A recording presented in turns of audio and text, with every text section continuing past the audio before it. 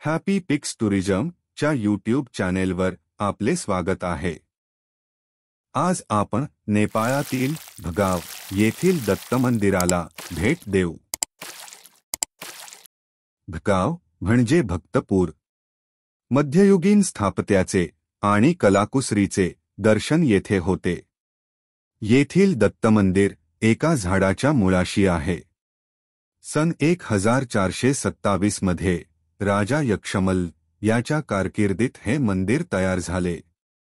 पुढे 25-30 वर्षांनी विश्वमल्ल या राजाने याची दुरुस्ती केली। मंदिराजवळ पूजायांचा मठ आहे। जवळच गणपतीचे मंदिर आहे। राजधानीपासून पूर्वेस 9 मैलावर भगाव आहे। आनंदमय या राजाने हे गाव वसविले। येथील दत्तमूर्ती एकमुखी आणि द्विभुज आहे। नेपाळमधील अत्यंत जागृत असे हे स्थान आहे। भगाव येथील दत्तात्रेयांमुळे या स्थानास महत्त्व आले आहे।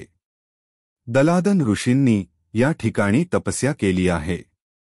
एकदा गोरक्षनाथ येथे येऊन गेले। त्यांचा अनादर गावच्या लोकांनी केला, म्हणून त्यांनी अखंड जलवृष्टी केली।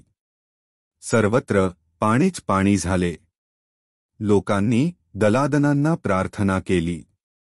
त्यांनी दत्तात्रेयांना विनंती केली, हीच दत्तलहरी या नावाने प्रसिद्ध आहे। दत्तांच्या कृपेने येथील जलवृष्टी कमी झाली आणि पीकपाणी चांगले आले। याची आठवण म्हणून भगाव येथे दत्तात्रेयांचे स्थान निर्माण झाले। भक्तापूर नेपाळ येथे असलेले हे दत्तमंदिर 15व्या शतकात बांधले आहे। या मंदिराचे वैशिष्ट्य असे की ते एकाच झाडाच्या लाकडात बांधले आहे।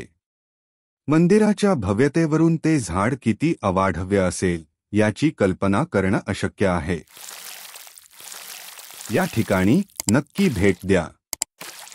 आम्ही लवकरच नवीन व्हिडिओसह परत येऊ। व्हिडिओला लाईक आणि शेअर करा।